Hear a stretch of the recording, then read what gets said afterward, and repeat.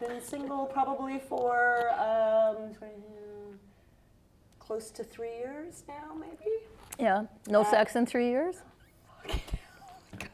Ooh, we're getting deep. We're getting real. Tell me why, oh why it feels so right. It feels so right to be alone. Whether day or night, rain or shine, it feels so right to be alone. Hey everyone, welcome back to Arlene Is Alone, the series where we talk about everything single. And today my guest is Tanya Kim, great friend, TK to her friends, and Tanya, come on in.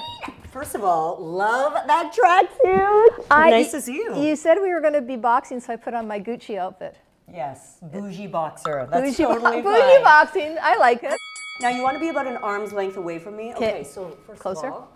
What? Sorry, I'm not laughing at you. Show me your You're guard. laughing at I'm me. not, girl. Show me. Oh my goodness. Guard up. You got to protect that beautiful face of yours. Okay, but you still have to see your opponent, so lower them just a little bit. Good. And then tuck those elbows. Bend your legs. Okay. Beautiful. Okay, so I'm going to get these on. Now, your one is your jab. Now, I want your center of gravity to be kind of evenly right down the middle. Center. Okay. When you're punching, I don't Yep. want you to come this way. You're not Okay. going to throw your Just my beautiful arm. face into your opponent. Right. You're going to throw that one, your jab to me, and as you're pulling this out this way, this shoulder is going to go back just a little bit. Okay. Yes. So when I say one, you're going to hit for this middle. Okay. One. Shot. Oh, shit! That's a dragon punch right That's there. a dragon punch. Jeez, girl. Okay. Go. One. Shot. Good. Pull that shoulder back just a Okay. little more. One. Ba. Two. Ha. Now, to not hurt your knee Yeah. alignment, you need to swivel that foot. Okay, so much to remember here. Two. Okay. Ha! One. Oh. Two. Chop. Two. Ba. One. Ah! Can I suck any more at this? You don't suck. Ba. Good. Go. Hand to the face. Go. Chop. One. Shut. You gotta breathe. Shut. Exhale. Good. Two. Ha. Good. Ha. One. Ha. Okay. Not bad. How do you feel? That I feel like this Gucci suit is getting sweated in, is what I feel like. Then I guess we gotta stop. We gotta You don't wanna stop. ruin the suit. As you know, my show is called Arlene Is Alone. It's all Yes. about being single. So the question I ask all my guests is, are you single? I am very single. Do you like how I just sent the You said message there- out to the camera? Anybody out there? She's very single. I'm single, but I'm happy. How long did it take you to find that happiness? Like I know when it first happened, you were in a long-term relationship, right? Yes, so I was in a relationship for 8 or 9 years, and we were engaged, actually. It was a long engagement, and I think that was an indication to me that it wasn't my person, Yeah. you know? And I wanted to fly, you know? How did you decide that, Tanya? Like if you're in a relationship for that long, 8 or 9 years is a long time. So how did you decide I need to stop? Like I'm not getting what I need. Was there a moment or was it over time that it eroded? It took time. Yeah. I'm not one to make rash decisions. Yeah. And also the pandemic had just hit. Yeah. So I didn't know if it was because we were just in each other's space all the time. And I was just kind of letting things percolate a little bit. But I'd been thinking about it for probably a few years. So when I finally pulled the trigger and said it, like it wasn't as challenging for me to just move on. We were like roommates, and without the benefits. Yeah, Oh my God, sorry. No, but Yeah. I hear that happens a lot. I've talked to a lot of people that say over time the sexual part of your relationship tends to diminish, and then you're left with, are we friends? And then you go, is that enough? Because you're still young, you still want to have that sexual tension still, but it's so easy to slip into this comfortable place that has no physical relationship. He seemed to be happy being a passenger. And then I realized I need someone who's as driven as I am. More ambitious. Yes. Yeah. And also like uplifting and inspiring. I'm naturally Yeah. that kind of person. Yeah, you are. I love elevating other people and kind of watching them fly. But in doing that, for so many others, I finally realized that I need someone like that too. Yeah, that's interesting because I think that strong women in particular find themselves in this place where we're always the one giving the energy and providing that, uplifting kind of, energy for everybody in the group and our family. But then at some point, like who's putting, you can't put your own oxygen mask on first because, right? Because you're so busy taking care of everybody else. That's exactly the perfect analogy. And I felt it in my gut and in my core. And you have a strong core, so if you're feeling it in From your the core, boxing, I mean, if Arlene. you're feeling If it you in can your fucking core, then box properly, no, just kidding. I can't feel my core anymore. So tell me about what happened in the career and also how that was being dealt with in your mind with what was happening in your life. Oh my God, it's so many things. So when I got laid off unexpectedly from eTalk in 2014, that was such a huge shock, more so to my ego now in retrospect, now that I've kind of moved forward. What happened? Well, on that day specifically. Yeah, no, just tell. So I went into work. Ben was on. He had the day off. On eTalk, right? On eTalk, yes. My executive producer was there, and I was in early morning doing the entertainment affiliate hits. Yeah. And then at around 10 a.m., my executive producer called me to his office, and he said, we have to take a walk down to HR. And then they took him into one office, and then they pulled me into another, and then they just said that your position is deemed no longer necessary or something like that. It was some weird language that they used. But it still made you feel shitty. You know after how many years? Like 10 years. So 10 years. Of giving your blood, sweat, and tears, and something that I love doing, and I know that I'm great at. Yeah. You know? Yeah. And I know that I'm still good at that, but I was so invested in it, and then that it was like like a magician that pulls that tablecloth just right from under you, and all the glasses are still there. So that's kind of how I felt. I went to a different department in HR, and they handed me a little like pamphlet, like an envelope, and then a taxi chit to get home. Wow. Yeah. Wow, that was nice of them to give you a taxi so nice chit. of them. So then, Nice of them. so was the losing the job and going home and having that conversation a trigger to the relationship? Like, did it give you more courage to face that? Okay, if I'm having to reinvent my career, then maybe this is the right time for me to reinvent other parts of my life, or were they connected? What's interesting. I wasn't feeling a lot of inspiration from that end. It was more an emotional support. Mm-hmm. So I thought that was good enough for me, whatever support was being offered. Yeah. But I was also heavily self-medicating, which I'm not proud of. But you live and learn, and hopefully you can come out of that. And like, we all have done things we're not proud of. We've all and we all deal with stress and challenges in our relationship and our life differently, and I think the shame isn't in that you've done that. It would have been a shame, though, if you weren't able to get past that. And I think, look what you've done with your life since then. Like, you've really turned it around. Thank you for saying that. Yeah. I felt the shame, and I was putting that on myself because of how I was raised and in the culture that I come from. Yeah. And how my parents were raised, right? Like, and they did the best they could. And as immigrants here to Canada, like, giving up their dreams to learn how to speak English and then take jobs to support the family, but it's not their dream, right? And as an adult now, I'm always like, I'm so grateful for everything. I don't know why I'm getting so emotional. No, I'm so grateful for everything that they've sacrificed for us, for my brother and me. But, when you're younger, you don't see that.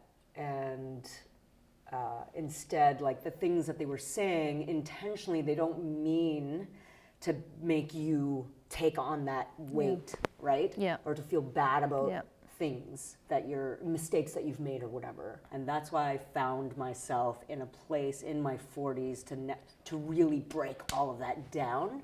Yeah. Death to the ego, and just lead with your heart. Therapy, energy work, all of that has like really been instrumental in my healing. So for those who don't follow Tanya, like on her Instagram, she talks a lot about the journey of taking care of yourself and your spiritual side, your emotional, your physical side, like everything that you need to do to try and find out who you are. And I think in particular when you're single, it can be a very lonely journey at the beginning, right? And then you realize that you're not alone, you're with yourself. And I don't know how to explain that any differently than that. I mean, there are moments where I do feel alone, like you're hustling and you wish you had someone to bounce ideas off of, or to tell you, you can do this, go fucking get it, you're capable. Because sometimes I forget, and a lot of the time I post inspirational things. I'm a big proponent of mindset. Mindset matters immensely. A lot of the time I'll post those things for my own I was just going to ask that. Like, do you sometimes not feel it? To remind myself. Yeah. Oh my God, there's so many times I don't feel it. Yeah. And then I have to it's work. You know, a lot of people think therapy is like that 1 day a week. Yeah. And, okay, it's great. No, the real work comes the 6 other days that you're not seeing someone, and you really have to put it into practice. And it's hard. It's hard. I wonder if And I think that's why a lot of people maybe get scared off by therapy or the idea of it also, because you really have to hold yourself accountable. Yeah. I often think, I wonder if she feels that today. And you just validated that. No, sometimes you have to show up, which is maybe your TV training, because there's days when you're on camera that you don't feel like being the bubbly, outgoing TV host. You just want to say, screw it. I don't even want to talk to you today, whoever you are, Miss Guest or Mr. Guest. Never with you, though. And never an interview with you. No, never like that. I never felt like that with Arlene. For the record. Yeah. We did it in it was in Calgary where we had when was it? Was it the Stampede? The Stampede. I was covering the Stampede. Yes. And you took me around. We had Caesars. We did. We might have had a couple of cocktails, but it was and then did a TV interview, which is never a good idea. But you talked about being alone and sometimes feeling alone and lonely. Like, how do you get past that? Do you date? Do you go on sites? What do you do? Well, I was hoping you could give me some tips. Oh, geez. This is called Arlene Is Alone for... Okay, but wait a minute. I'm not so going to give you ask you one thing. So that title, when I first found out about your show, by the way, which is so great, and I'm so glad you're doing it, because we should destigmatize the fact that women of whatever age are alone. But when the word alone kind of either, some people will be like, oh my God, why? Or how do you see that title? So to me, the title was almost like it was meant to say, I'm okay with being alone. Like I wanted to put it out there because I think if I just said the Single Life series, which is how this all started, I don't think it would have given people permission to say I'm alone. And like in a way that I'm okay with it, and because I don't think alone. Alone is not lonely, first of all. Although there are times when I'm lonely, 100%. But alone doesn't stop you from enjoying your life. And so the title for me was a friend of mine actually came up with it, and we were trying to figure out titles, and he said, you should, his name's Michael. Michael, thank you for the idea. He said, you should do Arlene Is Alone. I thought, well, that's that's actually a catchy title. We're not defined by our status in a relationship. We're defined by who we are as people. And focusing on that is hard to do because none of us like that self-work. Anyway, I want to go back to, how do you date now? How do I date? How do you date? How do I date? Well, Arlene, I've been single probably for close to 3 years now, maybe. Yeah. No sex in 3 years?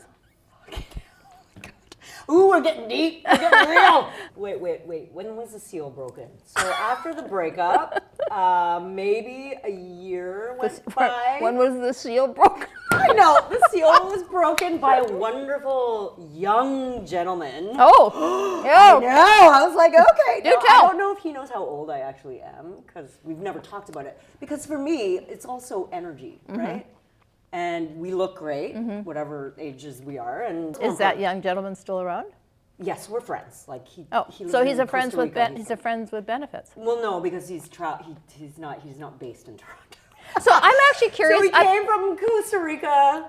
We hooked up, and then he left, which was fine. But I feel like I needed that person to kind of break that seal. Hopefully, he doesn't watch this. Because then he'll be like, "Oh my God, that was me." Call me. No, I'm actually curious. I'm actually as a baby. Oh no, then if he's a baby to you, then he's like young enough to be my child to me. He's young enough to be my child, probably. But I actually want to ask a question about that because I'm curious about how hard that is because I think there's a lot of people out there who are how hard that is. How hard? No, I think there's a lot of people out there who are afraid to get back in the saddle and are intimidated by, like putting their bodies out there again or having that, you know, intimacy again. And so how did you get past that? Because I think a lot of us get in these situations where we haven't had a relationship for a year, you know, a few years, and then the opportunity comes along and we're mortified by the idea of getting naked again in front of somebody or do like. So, I guess with your body, you probably don't care about it, but I would care about it. No. We all have something that we're concerned about, but it's not that I'm completely sober. Sometimes I'm California sober. I'll admit that. I like that. I'm California sober. I like that too. Yeah. But you know, I also like that's the scary part for me. Dating as a more sober person. Yeah, because you can't. In the past, I was always like, that was my in. We would like go to a bar and like drink and have fun, and then you're doing other fun things, right? And then that leads into a relationship. But that's why I was always just in a cycle of not really seeing if this person was complimentary to me, right? Because I was always kind of drunk. Meeting these people. Yeah. Now, the dating thing for me at this point, it's not, I want to meet someone. I'm open. I'm getting the word out to all of my girlfriends who are all pretty much married, but I'm saying, hey, does he have a friend? Does he have a friend? I would cap it to like maybe 60, and then the youngest maybe 35, 36. But like I said, age to me is not necessarily the most important thing. It's the energy, the health of the person. Right. Obviously, if someone wants kids, I'm not going to birth my own. Yeah. I have a dog. That's my child. You do have a dog. You love your dog. She's amazing. I feel like we're writing the Tinder The profile. So I'm not on any apps. No apps. Because I'm also very protective of my peace. Yes. Now that I'm at a place that I feel just really good, right? And safe. And I love myself, and I'm loving myself even more. It's going to take a very special person to kind of break through that. Yeah. Right? But I don't know where to meet. Like I that's don't a problem, know. Are right? you on apps? No. I've Why? always. You know, I used a matchmaker once. Oh my God. Okay, tell me. No, well, my brother keeps telling me you should call up a matchmaker. I think it's a whole. It was not good. No? No, because the guys that she was matching were all, you know, in their early 60s at the time. I was in my mid 50s, and they all wanted younger women. Like it was like, and so it was, and I kept getting told I was too intimidating, which really, so I didn't do it for long. I finally said, like, they were looking. Who was telling you that you were too intimidating? Well, The 60-year-old? yeah. Now so there's been a recent thing where this person slid into my DMs. That's how people are meeting. So they're sliding into my DMs or on LinkedIn. Yeah. I didn't know that was a thing. That's where a couple of the older gentlemen, the 60-something-year-olds, came through. The LinkedIn profile. Like, I'm also looking for someone who's emotionally intelligent. Now, is that gonna... Judging by that face, She wants a very emotionally intelligent, independent, smart, good-looking, not 30 to 60-year-old, adventurous, and must love dogs, and compassionate, caring, and can take a good punch with a bat, with a boxing glove, obviously. What's your last advice to the audience about what it's like to have gone through the journey you've gone through?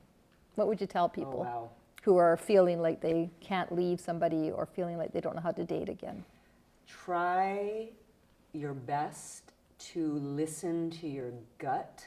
If you can find a moment of stillness, to just, even if you'd want to try meditation, 1 minute. There's no right or wrong way to meditate. Just find a quiet room, really sit with yourself, and like think about the things that you want. When you imagine your future partner, how does that make you feel inside, right? And trust your gut. Take that leap of faith. It'll never steer you wrong. And people might say, well, yeah, I could fail or it might be a mistake. Never a mistake. Always growth. You have to shift that mindset. That's why I'm saying mindset is so important. Because you can either look at it as a mistake or you can look at it as a growing opportunity. When I was training people, they'd say, oh God, that punch was shit, or I'm just not good at boxing. Our bodies ingest and eat up everything that we say out loud and things that we think. So I want you to try to speak to yourself lovingly, because that's gonna help you and it's gonna internalize all that love, that self-love that's already there. And also, we are love wrapped in bodies. You're not a body looking for someone to love or to be loved. You are love, just wrapped in a body. That's the We all best. are. I love that, Tanya. Like, honestly, so follow Tanya on @Tanya Kim on Instagram and wherever. Don't slide into her DMs unless you fit the criteria that we've given you today on the show. It gets a little wild in there sometimes, and I don't like to be in there a lot. But you Yeah. can always email. But thanks, Tanya. That was like your vulnerability, your authenticity, and your kindness just shows so much that you are good with who you are. I'm so happy to be yeah. a part of your Me show. too, Hang on me one too. second. I have something for you. Oh, wait. Because you are love. Aw. Thank you so much for Thank having me in you. your home. Oh, those are beautiful. And I love you. I love you too. Thanks for watching, everybody. Arlene Is Alone with Tanya Kim, and we'll see you next week. Tell me why, oh why it feels so right. It feels so right to